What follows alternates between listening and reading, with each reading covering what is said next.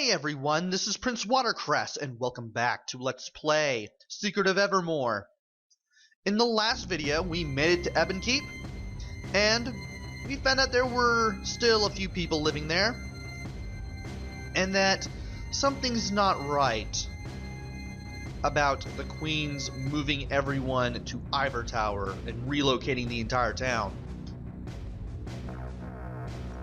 We've basically explored the whole town, but we need to go into the castle so that way we can get the drawbridge raised up and the Queen can take care of everything from there. So, let's go ahead and start this up. So, last video, we made it to the castle, but I reached the time limit that I wanted on all these videos, and so we did not explore the castle. We waited until now to do so.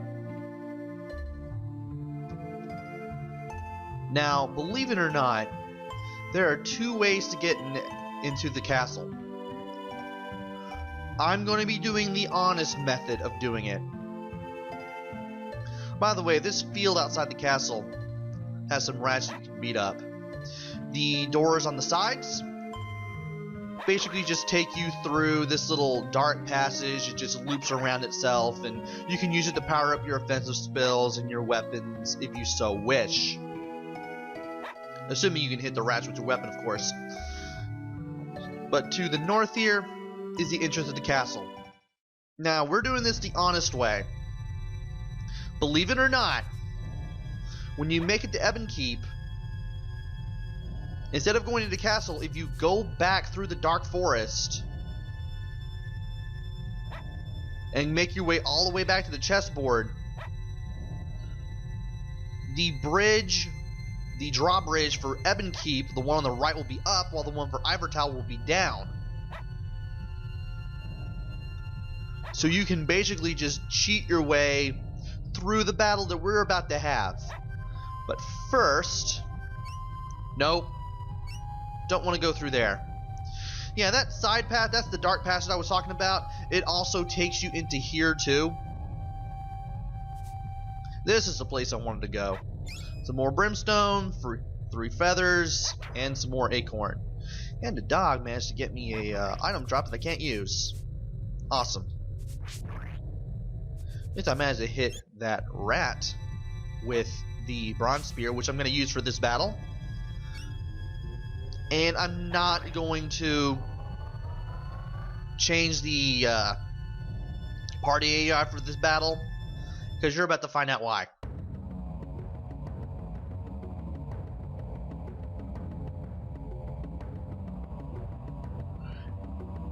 And I love this guy. Believe it or not, because of that glitch that I mentioned, this guy's an optional battle.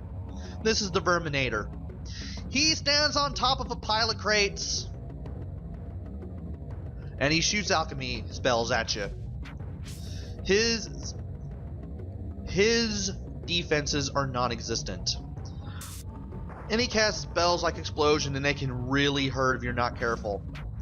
And I'm going to heal myself right now, because I do not want my HP to go anywhere below 100.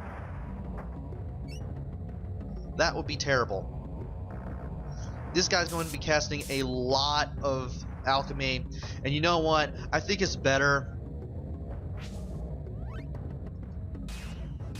if I actually use my magic here, because if I just rely on my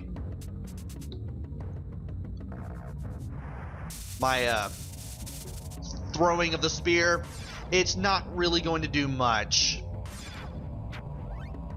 And if you're quick enough, you can actually stop him from hitting you with alchemy. Like, you can actually interrupt one of his alchemy spells and keep him from hitting you, which is really nice. And I'm definitely going to heal again. I'm not sure why I'm healing the dog. The dog is useless in this fight. Also, this one's just as underwhelming as ever. And he has a good amount of hit points. But as long as you keep casting a good, solid, strong lance spell and keep yourself not dead, you should be able to beat Verminator and get 6,000 gold coins out of that. So we're kind of loaded in terms of spells right now. Not spells, but money. So we could be we could be swimming in alchemy ingredients that we could buy too. I mean, I could get some more feathers. How many feathers do I have? 40. Huh. I'd basically fill up right then and there if I wanted to. Anyway, that glitch that I mentioned, I forgot to mention it in full. Believe it or not, when you make it to Ebon Keep, you can go back through the Dark Forest and back to the chessboard, and the drawbridge for Ebon Keep will be down, while the Ivor Tower drawbridge will be up, meaning you won't be able to go back to there from the chessboard. You can just cross the drawbridge to Ebon Keep, and you can just skip your way completely to this room. You'll come out through the left. You'll go through a series of rooms, but you'll eventually end up here without having to face the Verminator. But if you do this, and you try to go back down through the south entrance here, you'll be trapped in the pile of boxes with no way out. And the only way to get out is to either reset the game or power off and turn it back on. Anyway, we are now in Ebon Keep, the Black Castle, as opposed to Ivor Tower's White Castle. Ivor, Ebon, Ivory, Ebony, you can kind of get the reference there. And as soon as we start exploring this place, this guy shows up. And he has no idea who we are. He doesn't seem threatening, though. When we mention our mission, you're told that the Queen is an imposter. Something's up.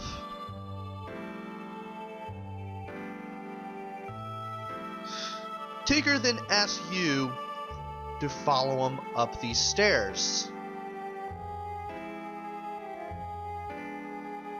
I also like the fact that Ebon Keep is basically a reverse image of Ivor Tower with a few differences. That's actually kind of interesting.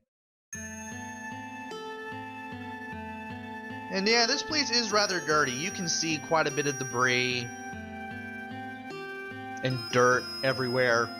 Not sure why that is. Something may have happened to the castle. But anyway, this guy tells you to go upstairs and you'll meet Queen Camellia Bluegarden. Turns out she has red lipstick and a dark blue dress. Turns out this isn't the same queen we know from Ivor Tower. And this queen also tells you that you've basically met the queen's evil twin. So yeah, we have another evil twin that we have to deal with. Or been dealing with, rather. We just didn't know it at the time. But we do tell the real queen about our journey so far.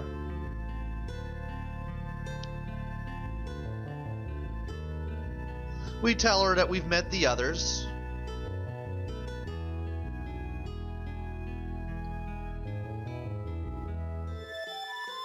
And of course, the story checks out. She basically has the same story, or whether we figure it out. And we find out that all of this trouble started happening a few months ago when the evil twin appeared and basically did away with the real Queen Camellia Bluegarden. As for the king, he's in an hypnotic puppet show which sent him into a trance. I'm not sure how that works. It's never really explained. But nevertheless, it worked. And the queen is just able, or the evil queen rather, is able to do things just right and left.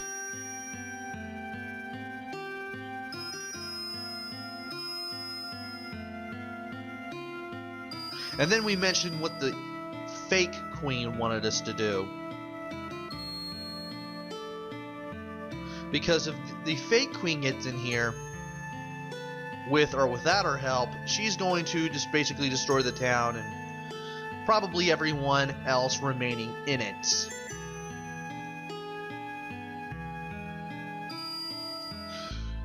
Queen Camellia has the feeling that she could help you get back to Podunk, but you're going to have to get rid of the evil queen first.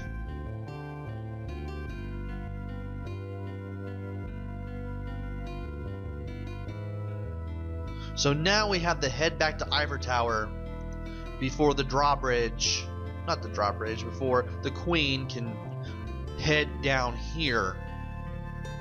And of course we get Camelia's call bead abilities. And she also tells you about the guy that we just met, who is Tinker. He's in the chamber that to the side that he walked into before we spoke to the queen. We're definitely going to have to talk to him. And of course she just asks us to call her Camellia, which is nice. So she definitely isn't that fake kind of nice, unlike the real queen. Unlike the fake queen. I cannot English today to save my life. But I might as well go ahead and show off the Camellia abilities. Shockwave, which I believe does a lot of damage to enemies. Shield, which is basically a really good version of Defend. There's Plague, which casts Plague on your enemies, which is really good. And Hypnotize, which I believe confuses opponents. I believe it hits them with Confound. I never use any of those abilities, but I do like the fact you can hit your enemies with Plague with a Call Bead. That's really satisfactory. And then we make our way to the east to see Tinker. We see this stained glass window. Believe it or not, the pictures of the monsters here look almost lifelike for some reason. There also happen to be all the same color as the Vipers. Until they come to life. And these guys are really easy to take down. And you know what? Why not? God, I love doing that spell.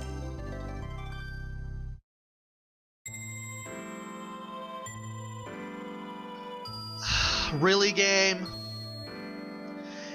Let's just go over here so I can just recover from that terrible pun.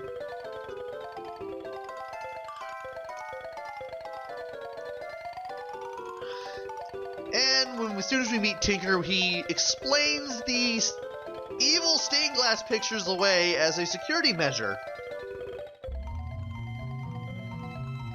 And we get introduced to Tinker Tinderbox, who is the real Queen's aide, and also happens to be a pretty educated guy for the standards of this place, and basically anybody that we've met so far in this world, actually.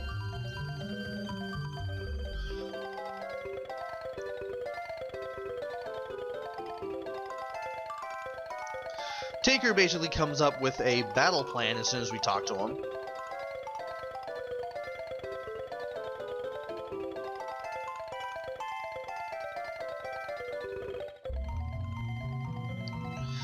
After, of course, we tell him our story about how we get here. But we do mention this time that we were in some sort of space station when we ended up getting zapped by the machine in the old mansion in Podunk.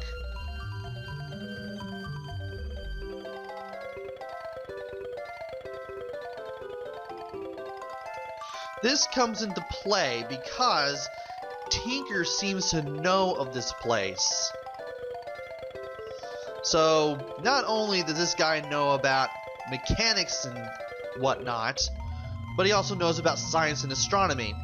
And he knows the place where we were before we crash landed in the world in the plateau.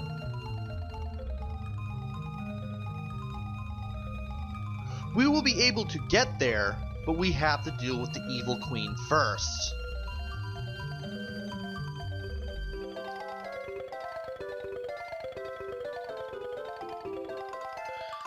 And Tinker tells us that the evil queen is scheming, and he asks us to look through this telescope to see what she's doing.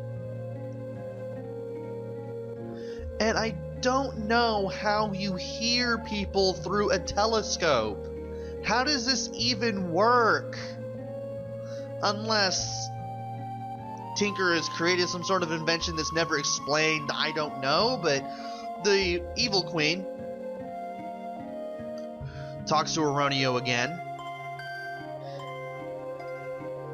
and turns out the evil queen is getting orders from some unknown person, kind of like the evil Horus back when he was in control of Nobilia. And it turns out this person, this mysterious person, is looking for a device that produces a special kind of energy. It is somewhere in the kingdom, but there is no specific information as to its whereabouts. And then she mentions her superior. So this person, whoever it is, has been involved with bringing in evil twins of the rulers of these and creators of these worlds, and then trying to sabotage everything from the start, probably, as well as sabotage everything here.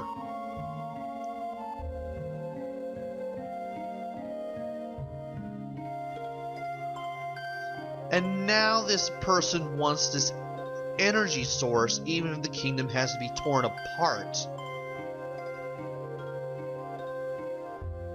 And the queen doesn't care if the citizens become suspicious.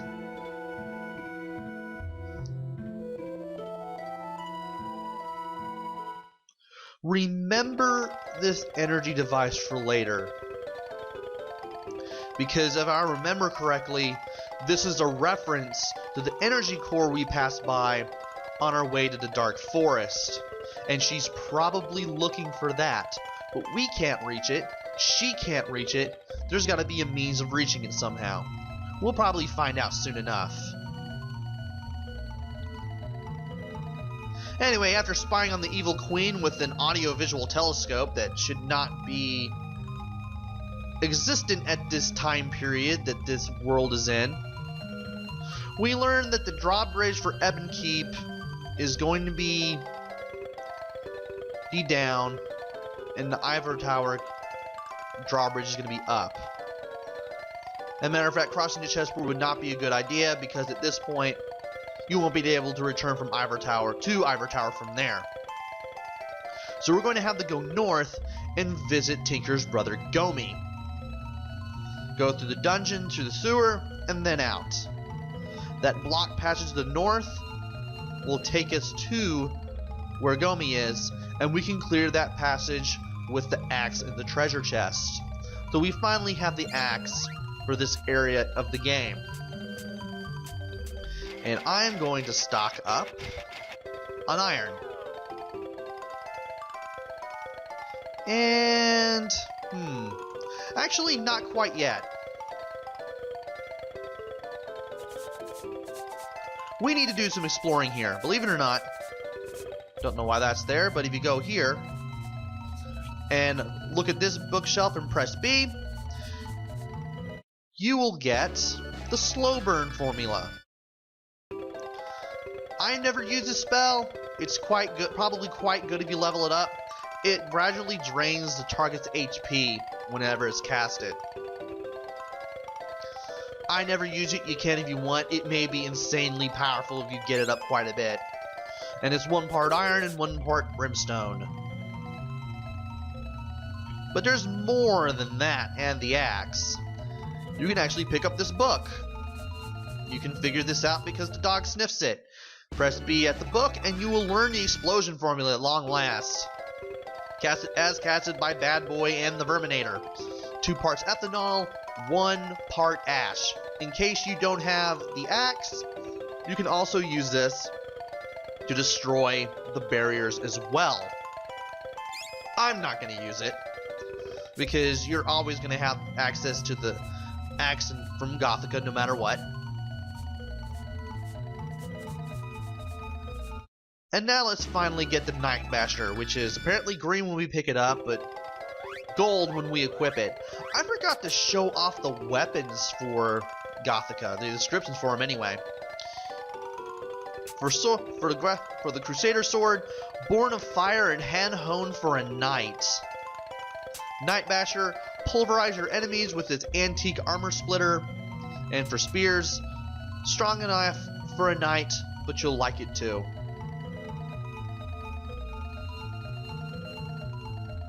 And if we were to go over here, this just leads to a balcony, which strangely has a fire pit. There's also this little building, but we can't seem to go in it. But we will probably have to remember this for later. For now, though, I wanted to explore the castle, and then I'll eventually head back to Tinker and save. Is there anything else here? I don't believe so. I don't believe there's anything near the Queen that I can think of. And we now go down these stairs, and I believe we go down to the right side of the lobby. In the Ivory Tower, it would have been the left. Which means if you go here, you'll see the banquet hall for the old castle. And there's a call bead in here. Excellent.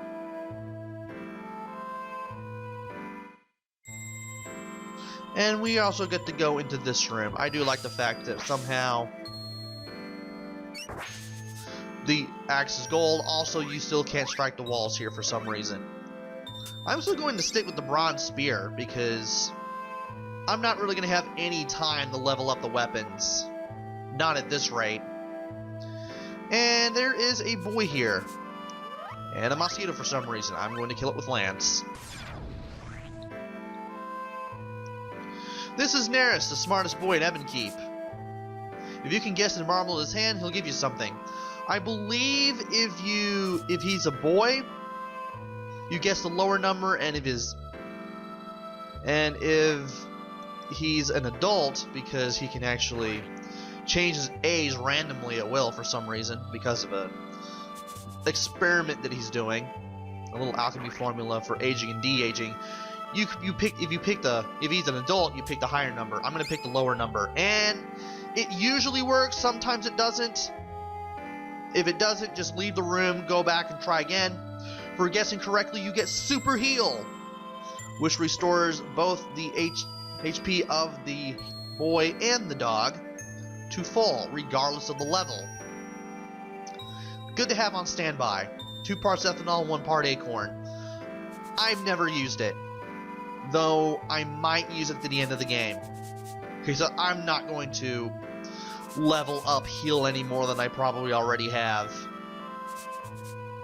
And as he says, he works on a Formula H things. And he also lets you equip and unequip your spells too. If you talk to him as an adult, he says he's coming up with a formula to de-age things. He's actually working on a youth formula.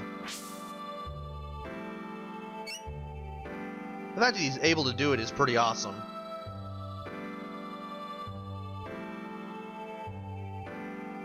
And if you go through this door on the left, you'll eventually make it back to the chessboard. I also want to get whatever it is that I can while I'm here, especially those 500 gold coins, and I got 75 off of that rat. That was neat. Very nice. And by killing a rat, the boy is now up to level 31. I don't think there's anything else that there is to explore. What does this lead to? Oh, this leads to the dungeon.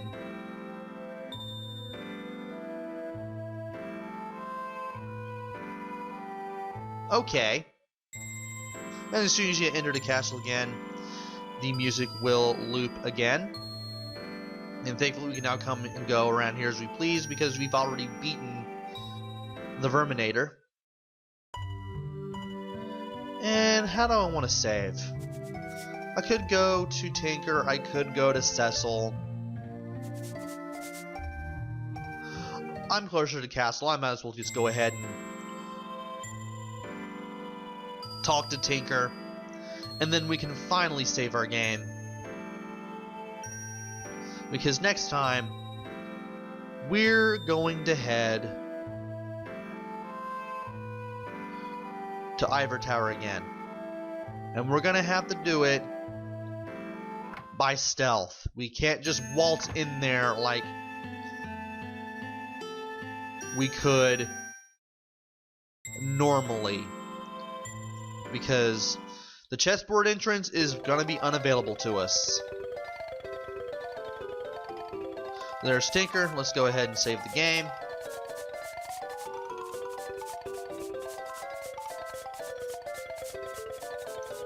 After we do all this talking. And there we go. Next time on Let's Play Secret of Evermore, join me when I go to Gomi's Tower and see if we can get Gomi to help us somehow. Until then, this is Prince Watercress. Take care, stay safe, and thanks for watching!